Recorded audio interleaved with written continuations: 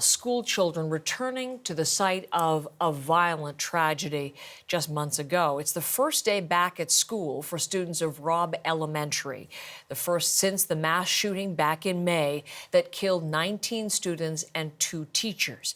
We know the school board has stepped up security. There will be extra counselors. There will be comfort dogs on hand. But still plenty of questions from parents and children about whether things are safe and whether they can trust things again.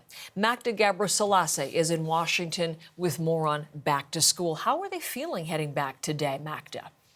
Well, they're anxious, they're fearful, and really they are struggling to have faith that schools in Uvalde are going to be safe. So they, of course, are still grieving the loss of the 19 children and the 2 teachers that were killed that day in May, and they are still angry about the police response that day. We know, of course, that nearly 400 officers responded to the shooting from various agencies.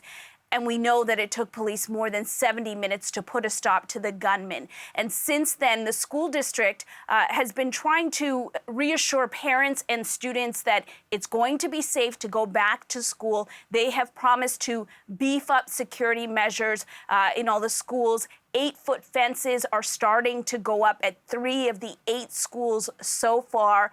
More security cameras and new locks are also part of what's being promised, but that too is still really a work in progress. But one thing that is ready to go, 33 Texas Department of Public Safety officers are going to be on school campuses all year long. But that, of course, is not doing much to silence the fears for parents like Adam Martinez and his children. Take a listen. I talked to my son and I told him that they're going to have higher fencing.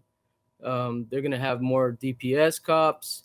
And he just wasn't having it. He said that he doesn't think they're going to be brave enough if it happens again. They're not going to go in there. They didn't go in there before.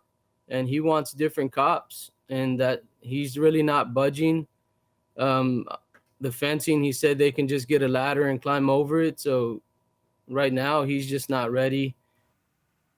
So he actually has enrolled his children in virtual classes. That is an option for parents in Uvalde right now. Others have actually pulled their children out of the district and enrolled them in private school, but many more of them are going back into the public schools. However, no students are returning to Robb Elementary. That, of course, is the site of the shooting. And we did hear earlier this summer from the mayor that that building will eventually be demolished.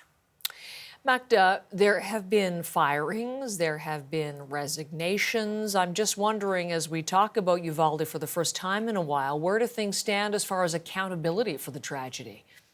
Well, we already had one initial investigation by the state that found so many flaws in the police response and issues with the security of the school itself, including doors that were unlocked. So we know that the school district and the Uvalde police are going to be carrying on their own investigations as well.